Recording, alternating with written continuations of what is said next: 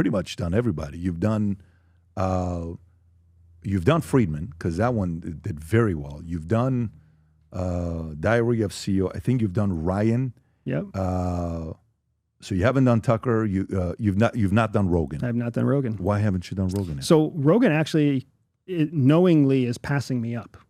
Yeah. So I have a book coming out. I know we've talked about it off camera. I have a book coming up. My publisher actually reached out to the Joe Rogan show to make sure they were aware of me and my upcoming book. And their producer wrote back and said, Joe knows Andy. Joe's been tracking Andy, and Joe does not want to talk to Andy. Very interesting. I don't know why. I have a silly theory because when I interviewed with Lex, and I have tremendous respect for Lex Fridman. When I interviewed with Lex, it was before I really understood that during these interviews, there's a bit of a game that you play with the host, right? So I made Lex look bad on his own show. And a lot of the comments that came out afterwards, a lot of the reason that that show did so well is because people are commenting on what their opinions are for the ways that I made Lex look bad. And there are apparently a lot of people out there that liked Lex looking bad. And then when that started going to Twitter and that started going to Instagram, I actually got some messages from Lex saying, why would you encourage people to say such mean things? He said that to you? Yeah. Lex said that to you? Yeah. And I went back and I wasn't even tracking social media, right? So I went back into my social media feed and I saw where people were saying bad things, and I saw where I clicked thumbs up on whatever they were saying, just because I was clicking, like to everything. And I actually wrote Lex back and I was like, hey man, I don't really know what I'm doing. I apologize for hurting your feelings. Let me go back and recant it. And there's actually on Twitter, you can see me going back and saying, hey, Lex was a great interviewer. If you think I looked good on this interview, it's only because he was asking good questions. And, but nevertheless, when I left Lex's studio, he and Joe Rogan are good friends. And he was like, Joe's just down the street. I bet Joe would love to have a conversation with you. And then just a few days later, everything went tits up on the internet and Lex stopped talking to me. So if there's... Well, then that makes sense. Yeah. Because I don't see... Joe is very loyal to his friends. Very loyal. To his core friends, very loyal to him. So I'm not surprised that's probably what could have happened, because he really likes Lex and they have a very good relationship together. It could be as simple as that. Yeah. So I actually think Joe would very much enjoy talking to you. But one thing I love about Joe said the following. The first time I went on Joe Rogan, Joe reached out. I didn't reach out. I'm like, hey, we had a conversation exchange. Like, hey, you want to do a podcast? I'm like, sure. Boom. And then we went out there, and that's kind of how it happened. And then the second time around, he opened up his club. I wanted to go see his club.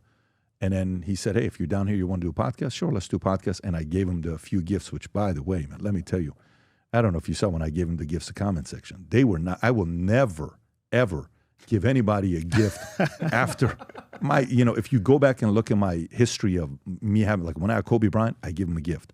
He was trying to be a producer. I gave him a signed copy of all the Star Wars people signing there. When I had Mark Cuban on 10 or 11 years ago, I gave him a gift. I know he's an Atlas Shrugged guy. I gave him original, first print, first cover, everything. Like, you can't find that. It's a very tough book to find. He didn't have one. He was thankful. We're always giving gifts from the Middle Eastern side. Sean Ryan gives gifts as well, I think. But I'm like, yeah, next time if I got a gift for Joe, can you turn off the camera, man? I'm going to give it to you afterwards. But yeah, I mean, look, hopefully that'll happen eventually. Fed, you hear stories with Fed. And by the way, some people even say Lex. It's like Lex, that's, everybody has a criticism that they get, That guy we take money from Mossad. I've never taken money 100% financed by my own company. I sold my insurance company, and now everything I'm doing here pretty much financed by us, but everybody has their own criticism. Tucker took money from Qatar. Those guys took money from Mossad. Ben Shapiro got this. This person got this. What do you know about the back and forth with Peter Thiel story came out 2023? He's a Fed. Did you read that story or know it? I didn't read the story. I know what you're talking about. Yeah. And Peter Thiel has been a topic for a long time, a federal debate for a long time. Yeah. And, what I know about Peter's company and where it intersects government, I'm pretty sure is still classified, so I can't talk about it. But I can see why people would accuse him of being tied up with... I'm assuming you're talking about Palantir. Again, and I don't know how much is public or not public, so You said it, not me. But that's pretty much where I can and can't talk. Yeah, I had a guy, the recent theory that a guy said, and then I saw a video that the guy showed today on the podcast with Nick, that JD came out of nowhere, okay, JD Vance. He was a guy that came from Thiel, and then Elon went in with the Doge, and they got the intel that they needed, and Palantir now is getting a contract with the government, and this may be a direction for technocracy and all this other stuff. Does the CIA sit there and worry about technocracies? Does the CIA sit there and say, well, listen, the direction we may be going, and these guys are no longer billionaires. They're not worth 100. Now they're worth hundreds. They're soon, Elon's going to be a trillionaire in the next 12 to 36 months. Yeah. I think he'll be worth $1 trillion in the next 12 to 36 months. A trillionaire, you can buy countries. You can buy, it's a very different world when you make that kind of money. Is there the fear of a technocracy and some of these guys coming out of nowhere taking control?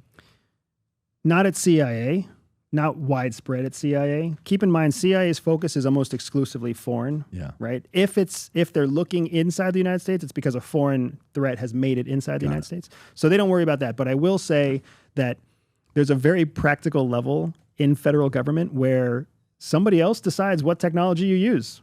And whether you like it or not, whether it's good or bad technology, you're stuck with it because some acquisitions officer said, this is what we're buying. I spent a lot of time on Windows 98 when it was shitty, man. That's a different story than what we got here. Rob, what is the one clip we had? I don't know if you've seen this one where this lady's on Stephen Colbert and she starts talking about, have you seen this thing?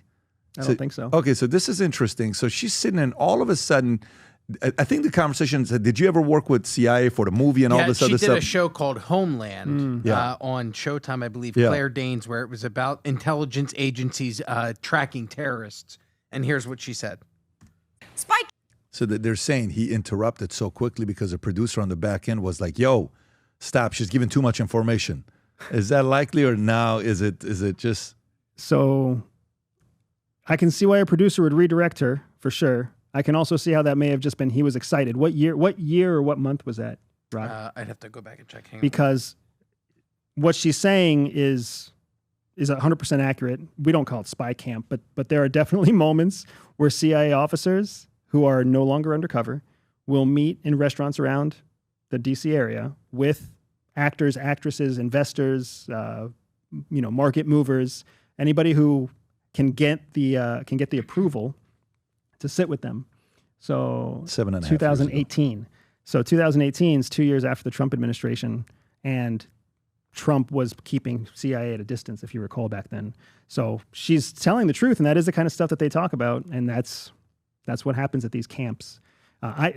Silly enough, I actually am hosting my own spy camp for a major UK newspaper in my home in August, in late August. Yeah, where I'll be doing the same thing.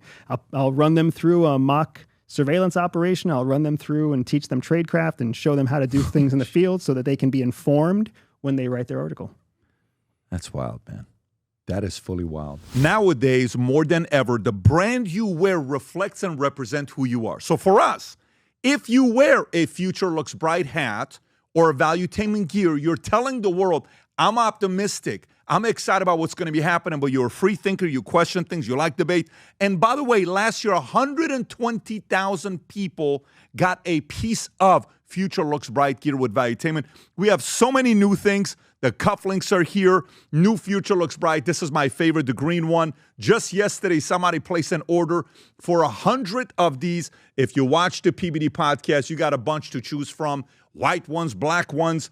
If you smoke cigars and you come to our cigar lounge, we have this high quality lighter cutter and a holder for the cigars. We got sweaters with the Valuetainment logo on it. We got mugs. We got a bunch of different things. But if you believe the future looks bright, if you follow our content and what we represent with Valuetainment, with PBD Podcast, go to vtmerch.com. And by the way, if you order right now, there's going to be a special VT gift inside just for you. So again, go to vtmerch.com, place your order, tell the world that you believe the future looks bright. If you enjoyed this video, you want to watch more videos like this, click here. And if you want to watch the entire podcast, click here.